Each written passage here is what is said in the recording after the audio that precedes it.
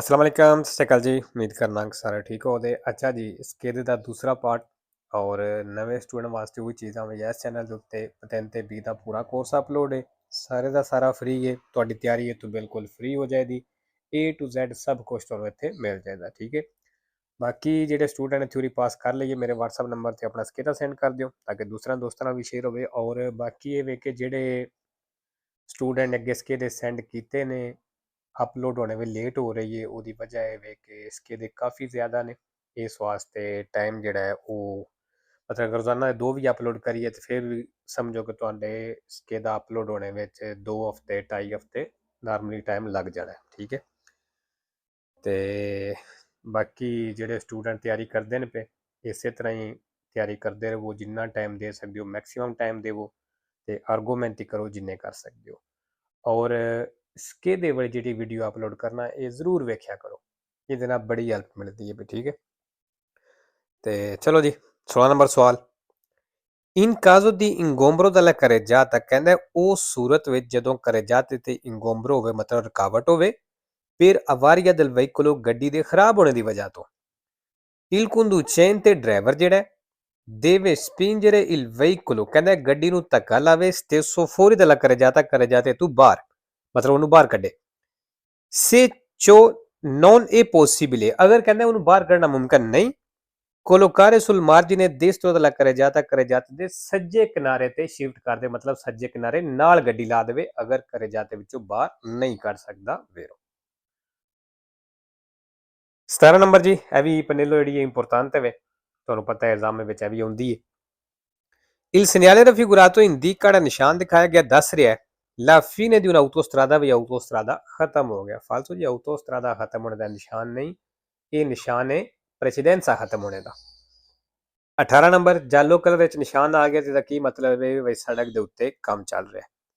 Il segnale raffigurato ਨਿਸ਼ਾਨ ਦਿਖਾਇਆ ਗਿਆ ਪ੍ਰੇਵੀਜ਼ਾ ਤੁਹਾਨੂੰ ਦੱਸ ਰਿਹਾ ਆਗਾਹ ਕਰ ਰਿਹਾ ਲਵੋਰੀ ਇਨ ਕੋਰਸੋ ਵੀ ਕੰਮ ਚੱਲ ਰਿਹਾ ਵੇਰੋ। 19 number sulla distanza di sicurezza fasti ਫਾਸਲੇ ਦੇ ਉੱਤੇ influisce ਅਸਰ ਪਵੇਦਾ ਜਾਂ ਕਹਿ ਲਓ ਫਰਕ ਪਵੇਦਾ la dimensione del veicolo che precede ਜਿਹੜੀ ਅੱਗੇ ਗੱਡੀ ਚੱਲਦੀ ਹੈ ਪਈ ਉਹਦੇ ਸਾਈਜ਼ ਦਾ ਕਹਿੰਦਾ ਫਰਕ ਪਵੇਦਾ distanza di sicurezza ਉੱਤੇ falso।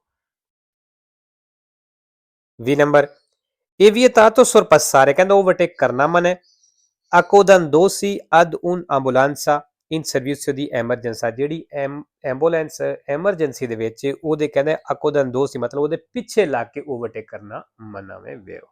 ਮਸਲਨ ਹੁੰਦਾ ਕਿ ਇਹ ਚਲੋ ਇੱਥੇ ਤੇ ਘੱਟ ਹੀ ਇਹ ਚੀਜ਼ ਹੁੰਦੀ ਹੈ ਲੇਕਿਨ ਸਾਡੇ ਮੁਲਕਾਂ ਵਿੱਚ ਅਗਰ ਕੋਈ ਐਂਬੂਲੈਂਸ ਜਾ ਰਹੀ ਹੈ ਜ਼ਹਿਰੀ ਗੱਲ ਹੈ ਬੰਦਿਆਂ ਉਹਨੂੰ ਰਸਤਾ ਦੇਣੇ ਦੀ ਕੋਸ਼ਿਸ਼ ਕਰਨੀ ਹੈ ਤੇ ਜਦੋਂ ਉਹਨੂੰ ਰਸਤਾ ਮਿਲਦਾ ਪਿੱਛੇ ਦੂਸਰੀਆਂ ਗੱਡੀਆਂ ਵੀ ਲੱਗ ਜਾਂਦੀਆਂ ਨੇ ਵੀ ਸਾਨੂੰ ਵੀ ਰਸਤਾ ਮਿਲ ਗਿਆ ਤੇ ਅਸੀਂ ਵੀ ਇਹਦੇ ਪਿੱਛੇ ਪਿੱਛੇ ਜਲਦੀ ਨਾਲ ਚੱਲੇ ਚਲੀਏ, ਇਹ ਕੰਮ ਨਹੀਂ ਕਰਨਾ। 21 number fuori dai centri abitati ਆਬਾਦੀ ਤੋਂ ਬਾਹਰ ਸ਼ਹਿਰ ਪਿੰਡ ਤੋਂ ਬਾਹਰ i conducenti devono spegnere i protettori di profondità ਕਹਿੰਦਾ ਜਿਹੜੀ ਪ੍ਰੋਟੋਰੀ ਦੀ ਪ੍ਰੋਫੋਂਡਿਟà ਮਤਲਬ ਜਿਹੜੀਆਂ ਫੁੱਲ ਲਾਈਟਾਂ ਹੁੰਦੀਆਂ ਨੇ ਅਬਲਿਆਂਤੇ ਕਹਿੰਦਾ ਉਹ ਬੰਦ ਕਰ ਲੈਣ procedendo con quelli anabolianti ਤੇ anabolianti ਨਾਲ ਚੱਲਣ dopo un loro uso prolungato ਇੱਕ ਲੰਮੇ ਇਸਤੇਮਾਲ ਤੋਂ ਬਾਅਦ per evitare di scaricare la batteria battery ਖਤਮ ਹੋਣੇ ਤੋਂ ਬਚਾਣੇ ਦੇ ਵਾਸਤੇ ਫालतू ਚਲਦੀ ਹੋਈ ਗੱਡੀ ਤੇ ਬੈਟਰੀ ਯੂਜ਼ ਹੀ ਨਹੀਂ ਹੁੰਦੀ। ਇਹ ਕਹਿੰਦਾ ਵੀ ਅਗਰ ਤੁਸੀਂ ਫੁੱਲ ਲਾਈਟ ਆਨ ਕੀਤੀਆਂ ਨੇ ਤੇ ਉਹਨਾਂ ਨੂੰ ਬੰਦ ਕਰ ਲਓ ਤਕਰੀਬਨ 1 ਘੰਟੇ ਤੋਂ ਬਾਅਦ ਜਾਂ ਕਹਿ ਲਓ ਕਿ ਉਹਨਾਂ ਦੇ ਇੱਕ ਜ਼ਿਆਦਾ ਦੇਰ ਇਸਤੇਮਾਲ ਤੁਸੀਂ ਕਰ ਲਈਆਂ ਨੇ ਫਿਰ ਉਹਨੂੰ ਬੰਦ ਕਰ ਲਓ ਕਿਉਂ ਕਿ ਬੈਟਰੀ ਜਿਹੜੀ ਉਹ ਖਾਲੀ ਹੋ ਜਾਏ ਤੁਹਾਡੀ ਖਤਮ ਹੋ ਜਾਏਗੀ ਫालतू। 22 number se un infortunato della strada ਕਹਿੰਦਾ ਜੇ ਸੜਕ ਦੇ ਉੱਤੇ ਜ਼ਖਮੀ ਹੈ ਇਹ ਕੋਸ਼ੈਂਤੇ ਤੇ ਹੋਸ਼ ਵਿੱਚ ma ha avuto un trauma dalla gabbia torace लेकिन ਉਹਨੂੰ ਕਹਿੰਦਾ ਸੀਨੇ ਤੇ ਸੱਟ ਲੱਗੀ ਏ bisogna cercare di facilitare la respirazione ਕਹਿੰਦਾ ਉਹਦੇ ਵਾਸਤੇ ਆਸਾਨੀ ਪੈਦਾ ਕਰੋ ਰਿਸਪੀਰੇਸ਼ਨ ਮਤਲਬ ਉਹਦੇ ਸਾਹ ਲੈਣ ਵਿੱਚ ਆਸਾਨੀ ਪੈਦਾ ਕਰੋ ਮਿਟੈਂਦੋਲੋ ਸੈਮੀ ਸੈਦੂਤੋ ਤੇ ਉਹਨੂੰ ਸੈਮੀ ਸੈਦੂਤੋ ਬਿਠਾ ਦਿਓ ਮਤਲਬ ਜਿਸ ਤਰ੍ਹਾਂ ਅੱਧਾ ਬੰਦਾ ਬੈਠਿਆ ਹੁੰਦਾ ਔਰ ਅੱਧਾ ਲੇਟਿਆ ਹੁੰਦਾ ਵੇਰੋ। 3 number una frenatura poco efficiente ਕਹਿੰਦੇ ਇੱਕ ਬ੍ਰੇਕ ਥੋੜਾ ਕੰਮ ਕਰਦੀ ਏ ਉਹ ਸਕੁਲੀਬਰਾਤਾ ਜਾਂ ਅਨਬੈਲੈਂਸ ਲੱਗਦੀ ਏ può essere causata ਕਹਿੰਦੇ ਇਹਦੀ ਵਜ੍ਹਾ ਹੋ ਸਕਦੀ ਹੈ dal consumo eccessivo dei meccanismi del freno di stazionamento ਕਹਿੰਦਾ ਜਿਹੜੀ freno di stazionamento ਹੋਵੇ ਨਾ ਇਹਦੇ ਜਿਹੜੇ ਲੈਦਰ ਵਗੈਰਾ ਘਸ ਗਏ ਨੇ ਜ਼ਿਆਦਾ ਇਹ ਵਜ੍ਹਾ ਹੋ ਸਕਦੀ ਹੈ ਕਿ ਬ੍ਰੇਕ ਥੋੜਾ ਕੰਮ ਕਰਦੀ ਜਾਂ ਸਕੁਲੀਬਰਾਤਾ ਅਨਬੈਲੈਂਸ ਲੱਗਦੀ ਹੈ ਫालतू ਚਲਦੀ ਹੋਈ ਗੱਡੀ ਤੇ ਉਹ ਇਸਤੇਮਾਲ ਹੀ ਨਹੀਂ ਕਰੀਦੀ। 24 ਨੰਬਰ ਜੀ, ਇਹ ਵੀ ਨਿਸ਼ਾਨ ਦੱਸਣਾ ਕਿ ਇਹ ਇੰਪੋਰਟੈਂਟ ਹੈ, ਐਗਜ਼ਾਮ ਵਿੱਚ ਆਉਂਦਾ ਹੈ ਵੀ। Il segnale raffigurato è ਨਿਸ਼ਾਨ ਦਿਖਾਇਆ ਗਿਆ può pronunciare un incrocio T, ਕਹਿੰਦੇ ਦੱਸ ਸਕਦਾ ਹੈ ਕਿ ਚੌਕ T ਦੀ ਤਰ੍ਹਾਂ ਦਾ in cui bisogna dare la precedenza ਤੇ ਇੱਥੇ ਹੱਕ ਦੇਣਾ ਜੇ vero।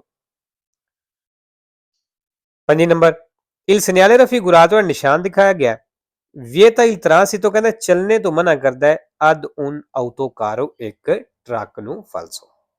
26 number la distrazione del conducente, ਕਹਿੰਦਾ ਜਿਹੜਾ ਡਰਾਈਵਰ ਦਾ ਧਿਆਨ ਹਟਦਾ ਹੈ no representa un pericolo, ਕਹਿੰਦਾ ਇਹ ਕੋਈ ਖਤਰਾ ਨਹੀਂ ਬਣਾਉਂਦਾ ਜਿਹੜਾ ਧਿਆਨ ਹਟਦਾ ਹੈ se si limita a pochi secondi, ਅਗਰ ਥੋੜੇ ਸੈਕਿੰਡ ਵਾਸਤੇ ਹੋਵੇ falso।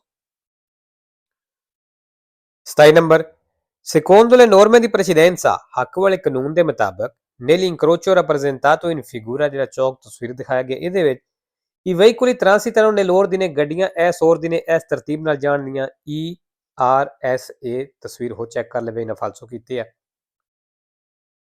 28 number qualora il conducente, ਜਦੋਂ ਕਹਿੰਦਾ ਇੱਕ driver veda un automobilista fermo, ਇੱਕ ਰੁਕੇ ਹੋਏ ਡਰਾਈਵਰ ਨੂੰ ਵੇਖਦਾ, ਮਤਲਬ ਦੂਸਰੇ ਡਰਾਈਵਰ ਨੂੰ ਵੇਖਦਾ ਜਿਹੜਾ ਰੁਕੇ ਹੈ per avaria del veicolo in autostrada, autostrada ਤੇ ਗੱਡੀ ਖਰਾਬ ਹੋਣ ਦੀ ਵਜ੍ਹਾ ਜਿਹੜਾ ਰੁਕੇ ਹੈ si deve fermare, ਕਹਿੰਦਾ ਡਰਾਈਵਰ ਰੁਕੇ a prestare soccorso ਤੇ ਉਹਨੂੰ ਹੈਲਪ ਦੇਵੇ falso ਜੀ। ਆਟੋਸਟਰਾ ਦੇ ਉੱਤੇ ਤੁਸੀਂ ਕੁਝ ਨਹੀਂ ਕਰ ਸਕਦੇ। ਬਾਕੀ ਜੀ prestare ਆਏ ਹੈ sempre vero, 2 falso ਜਿਹਦੇ ਵਿੱਚੋਂ ਇੱਕ falso ਇਹਦੇ ਨਾਲ ਹੁੰਦਾ veda ਨਾਲ, ਠੀਕ ਹੈ।